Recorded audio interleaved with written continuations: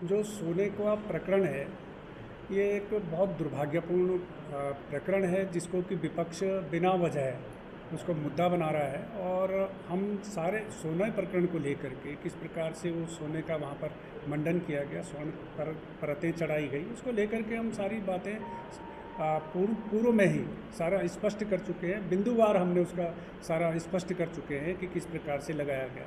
कि आपने सवाल उठाया तो आपके माध्यम से फिर स्पष्ट करना चाहूँगा कि एक दानी दाता ने मंदिर समिति के समक्ष और प्रदेश शासन के समक्ष प्रस्ताव रखा था कि वो केदारनाथ के गर्भगृह को स्वर्ण मंडित कराना चाहते हैं।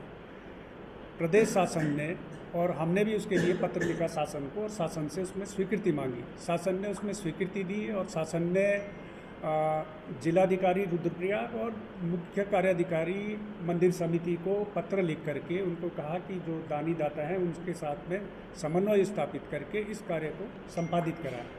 तो हमने जो भी वहाँ पर स्वर्ण मंडित कराने का कार्य किया है वो निर्धारित प्रक्रिया के तहत किया है और ट्रांसपेरेंसी के साथ में किया है। दानी दाता ने ना तो मंदिर समिति को सोना दिया, ना मंदिर समिति ने सोना खरीदा।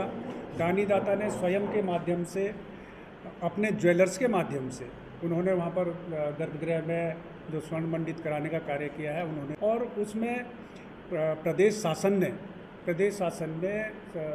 स्वर्ण परत चढ़ाने से पूर्व भारतीय पुरातत्व सर्वेक्षण विभाग को इसकी स्टडी करने के लिए कहा था। और भारतीय पुरातत्व सर्वेक्षण विभाग के जो एडिशनल डायरेक्टर जनरल है उनके नेतृत्व में एक 6 सदस्यीय टीम आई थी जिसमें कि साइंटिस्ट थे और उसमें CBRI रुड़की के साइंटिस्ट भी थे। उन्होंने सारा अध्ययन किया।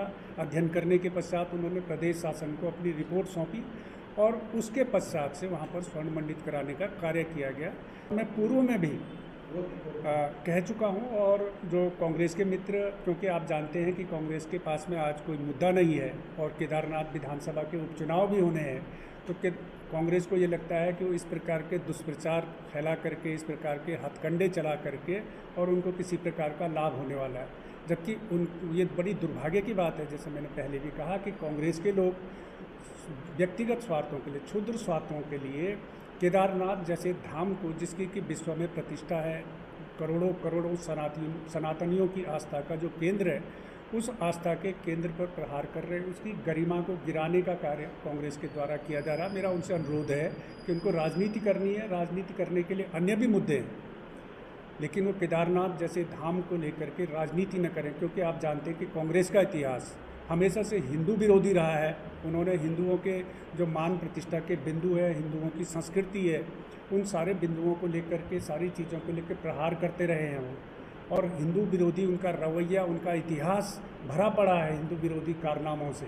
और मैं उनको चुनौती देता हूँ समिति के स्तर से और ना मेरे स्तर से, किसी भी माध्यम में, न लिखित रूप में न मौखिक रूप में, कहीं पर भी ये नहीं कहा गया कि 228 किलो या 230 किलो सोना वहाँ पर लगा है। मैं फिर आपको स्पष्ट कर रहा हूँ कि किसी भी माध्यम से हमने, हमारे मंदिर समिति के स्तर से अधिकृत रूप से कहीं पर भी ये बयान नहीं दिया गया है कि 228 या 30, कभी वो 228 कहते हैं, कभी उनको खुद याद नहीं रहता वो कितना है, कभी 228 कहते हैं, कभी 280 कहते हैं, कभी 230 कहते हैं। वो खुद भ्रमित हैं, उनको ही याद नहीं रहता है कि वो कितना बोल दे रहे हैं।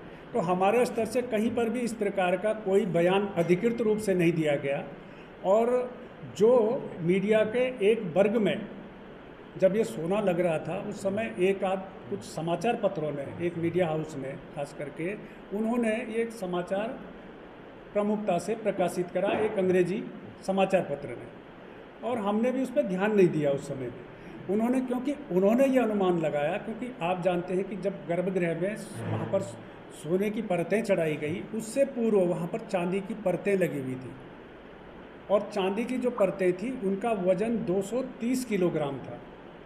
तो जब उस मीडिया हाउस ने ये अनुमान लगाया कि 230 किलो चांदी की परत थी, तो सोने की परत भी 230 किलो ही होंगी, ऐसा उन्होंने अनुमान लगाया और उसको समाचार बना दिया। जब तक सोना लगा नहीं, जो स्वर्ण परतें हैं वो कपाट बंद होने से कुछ समय पूर्व लगी है, 2, 4, 5, 7 दिन पहले लगी थी वो, और उसके बाद कपाट बंद हो चुके थे। और हमको जो ज्वेलर्स ने, जो डोनर था, डोनर ने जो टैक्स इन्वॉइस ज्वेलर्स ने अपने मालिक को, मतलब जो डोनर को दिया, उस दो वो हमको जब वहाँ पर स्वर्ण पर चढ़ गई थी, उसके बाद कपाट बंद हुए। कपाट बंद होने के बाद उसने हमको वो टैक्स इनवॉइस दी। उसमें उन्होंने उल्लेख किया हुआ है कि 23 किलो कुछ ग्राम उसमें सोने की मात्रा थी और 1000 किलो उसमें तांबे की मात्रा है। और मैं आपके माध्यम से ये भी स्पष्ट करना चाहूँगा कि आप देश भर के जितने भी मंदिर हैं जिनमें भी स्वर्ण मंडित कार्य हुआ है, उसकी तकनीक यही है जो केदारनाथ में लगी है। कभी भी सोने की, केवल सोने की परत कहीं भी नहीं चढ़ती है। सोना क्योंकि एक तो इतना महंगा भी होता है और इतनी मात्रा उसकी उपलब्धता भी नहीं होती है, इतना कोई लगा भी नहीं सकता। इसलिए जहाँ भी लगा देश के, चाहे कोई भी मंदिर हो, चाहे वो स्वर्ण मंदिर भी जिसको हम बोलते हैं गोल्डन टेम्पल, वहाँ पर हो, चाहे तिरुपति बालाजी हो, काशी विश्वनाथ हो, सोमनाथ हो, सिद्धि विनायक हो, कोई भी मंदिर है, जितने भी मंदिर हैं, सोने की जो परत होती है वो चढ़ाने की एक ही तकनीक है। वो तकनीक है कि पहले कॉपर की प्लेट तैयार की जाती है, कॉपर की प्लेटों पर सोने का बर्क चढ़ाया जाता है, लेयर चढ़ाई जाती है, 5, 7, 8, 10, 12 लेयर चढ़ाई जाती है। तो ये तकनीक पूरे देश में है। अगर कांग्रेस के पास इसके अलावा कोई और तकनीक है तो वो हमको बताएं कि कौन सी तकनीक से वो उन्होंने कहीं काम कराया है, तो वो उस तकनीक को हमको बताएं।